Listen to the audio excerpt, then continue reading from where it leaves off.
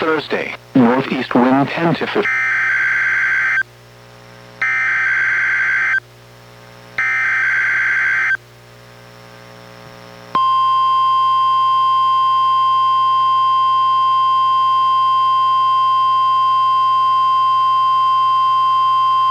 This is the National Weather Service office in Portland, Oregon. The preceding was a test of NWR weather radio's warning alarm. Tests of these receivers are normally conducted every Wednesday between 11 a.m. and noon. If there is a threat of severe weather on the day of the test, it will be postponed until the following week. This concludes this test. We now return to our regular programming.